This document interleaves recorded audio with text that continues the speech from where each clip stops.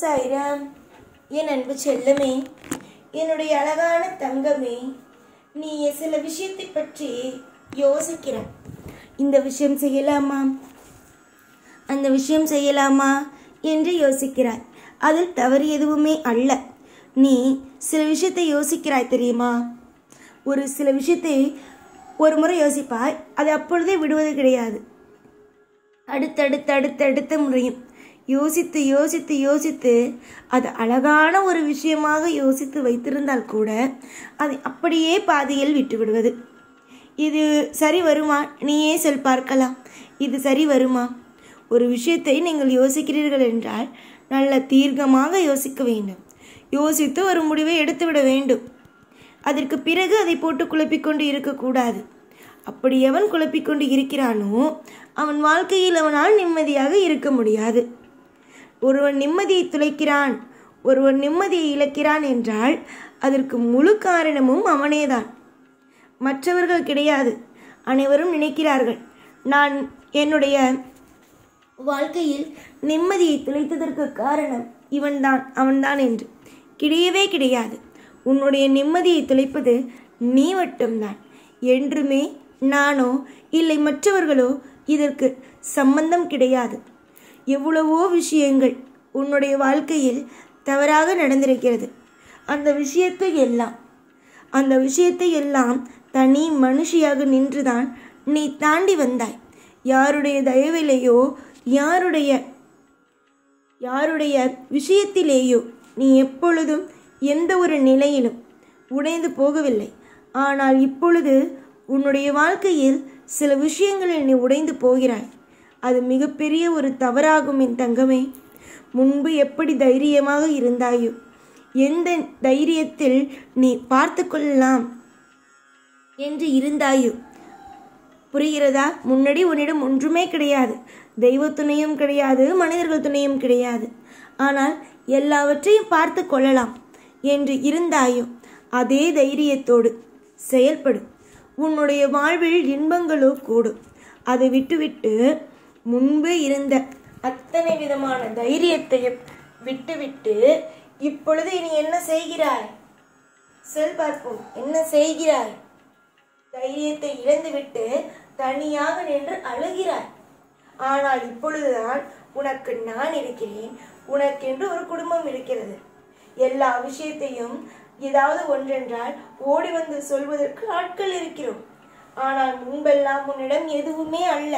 அப்பொழுது தைரியமாய் இருந்த நீ இப்பொழுது உடைந்து விடுவோமோ, மனமானது இப்படி ஆய்விடுமோ அப்படி ஆய்விடுமோ என்று நினைத்து கதறுகிறாய். ஒன்றுமே அல்ல, எல்லாமே மாறக்கூடிய ஒன்றே. வாழ்க்கையில் ஒவ்வொரு தருணங்களும் மாறக்கூடிய ஒன்றுதான். எப்பொழுதும் எல்லா நிலையிலும் வாழ்வில் நிறைய நல்ல மாற்றங்கள் நடக்கும். அந்த மாற்றத்திற்கான காலம்தான் இப்பொழுது உன் வாழ்வில் வந்துவிட்டது. எதற்கெடுத்தாலும் எல்லார் மீதும் கோபப்படுவது வேண்டாம். உன்னுடைய கவலைகளை யாரிடம் காட்டுவது என்று தெரியாமல் உன்னுடைய பிடித்த நபரிடம், நீதான் அத்தனையும் என்று நினைக்கும் நபர்களிடம் காட்டாதே. ஒரு நேரம் அல்ல, ஒரு நேரம் உடைந்து விட்டார்கள், திரும்பவும் வரமாட்டார்கள். யாரிடமும் எப்பொழுதும் கோபத்தை காட்டாதே. கோபமானது ஒரு நபரை உன்னோடு வைத்துக் கொள்வதற்கல்ல, உன்னை விட்டு தூரமாக அனுப்புவதற்கான ஒரு விஷயம்தான். அதை நீ செய்து மிகப்பெரிய ஒரு உறவை இழந்து விடாதே. நீயாயிரு. உன்னுடைய வாழ்க்கையில் எல்லாமும் செழிப்பாகவே இருக்கும். நன்மைகளும் வாழ்வில் ஐஸ்வர்யங்களும் நிலைத்து இருக்கும். பொறுப்பான பிள்ளைக்கு ஒரு பொறுப்பான அப்பாவாக இருந்து தன்னுடைய கடமைகளை என்றுமே நிலைநாட்டுவேன். தன்னை தேடி வரும் பக்தர்களாக இருந்தாலும் சரி, யாராக இருந்தாலும் சரி, உண்மையாக வந்தார்கள் என்றால் அவர்களுக்கு அள்ளி கொடுப்பதுதான் என்னுடைய வேலை. நீங்கள் நன்றாக என்னை வணங்கும் பக்தர்களை உற்று கவனித்து பாருங்கள். முதலில் அவன் கர்ம வினையை அனுபவிப்பான், அதற்கு பிறகு வசதியை அனுபவிப்பான். புரிகிறதா? முதலில் கர்ம வினை, அதற்கு பிறகு வசதி. வசதிங்கிற என்பது அவன் வாழ்க்கையில் அவனுடைய நிலைமைக்கு தகுந்தது போல அவன் என்ன உழைக்கிறானோ அதற்கு தகுந்தது போல அவனுக்கு நான் கொடுப்பேன். நீங்கள் உங்களுடைய வேலை என்னவோ அதை செய்து கொண்டே இருங்கள். அதே நேரம் இன்னொரு விஷயம், உங்களுடைய உழைப்பை செய்யுங்கள், உங்களுடைய தெய்வத்தை வணங்குங்கள். உங்கள் வாழ்க்கையில் அனைத்தும் செழிப்பாகவே இருக்கும். நன்மைகளோ நடந்திட, பல வழிகள் உங்களுக்கு பிறந்திட, எல்லா காலமும் உங்களுக்கு இந்த சாய் துணையாகவே இருப்பேன். என்னுடைய துணையால் நீ மிகப்பெரிய ஒரு கடலையே தாண்ட போகிறாய். அதாவது பிரச்சனை என்ற ஒரு மிகப்பெரிய ஒரு விஷயத்தை தாண்ட போகிறாய்.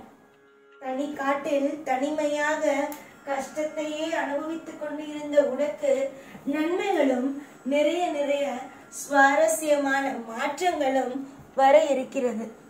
நீ எவ்வளவுதான் அழுதாலும் புரண்டாலும் நல்லது நடக்கவில்லை என்று நினைத்த உன்னுடைய மனம், நான் அழுதற்கு அனைத்திற்கும் நல்ல தீர்வை கொடுத்து விட்டான் என்னுடைய தெய்வம் என்று சொல்லும் அளவுக்கு உன் வாழ்வில் பல இன்பங்களை நான் பிறக்கச் செய்வேன். துன்பங்களை உன்னை விட்டு ஓடச் செய்வேன். நிதானம் கொள்ளுங்கள், எதிலும் அவசரம் வேண்டாம். அது மட்டும் அல்லாமல் மற்ற விஷயத்தில் கவனத்தை செலுத்தி உங்களுடைய உடம்பை மட்டும் எந்த ஒரு நிலையிலும் விட்டு விடாதீர்கள். அடுத்த விஷயத்தை பற்றி யோசித்து எப்பொழுதும் எல்லா நேரமும் யோசித்து உடலை எப்பொழுதும் விட்டு மனதளவில் உடைந்து போய் என்று நிற்காதீர்கள். எல்லோரும் நினைக்கிறார்கள் எப்பொழுது நீ உடைந்து போவாய் என்று. அதற்கு வழியை நீங்களே வகுத்து விடாதீர்கள். காலங்கள் அனைத்தும் மாறும். உங்களுக்கான நேரங்கள் அனைத்தும் கை கூடும். பிறருக்கு முன்னால் உங்களாலும் தலை நிமிர்ந்து வாழ முடியும். எந்த நிலையிலும் எது வேண்டுமானாலும் மாறலாம். அதே மாதிரி உன்னுடைய வாழ்க்கையில் இப்பொழுது இருக்கும் இந்த சூழ்நிலைகள், இந்த காலகட்டங்கள் அனைத்தும் மாறும். எதுவும் நிலை அல்ல, எதுவும் இங்கு நிரந்தரமான ஒரு விஷயமும் அல்ல. நம்பிக்கை இருந்தால் அனைத்தையும் முன்னால் பெற முடியும். நம்பிக்கையோடு மட்டும் இருங்கள். செழிப்புகளையும் அற்புதங்களையும் கொடுப்பது என்னுடைய கையிலேயே. என்னை நம்பியவர்களுக்கு, என்னை நாடி வருபவர்களுக்கு கர்ம வினையை முடித்து வைத்து விட்டுத்தான் நல்லதையே செய்வேன். எப்பொழுதும் உங்கள் கூடவே இருப்பேன். உங்களுக்கு வழிகாட்டியாக இருப்பேன். எல்லாவற்றுக்கும் நல்லதும் செய்வேன். கூடிய விரைவில் எல்லாம் நல்லதே நடக்கும். எப்பொழுதும் எல்லா நாளும் உன் கூடவே இருப்பேன். இந்த சாய்ராம். ஓம் சாய்ராம்.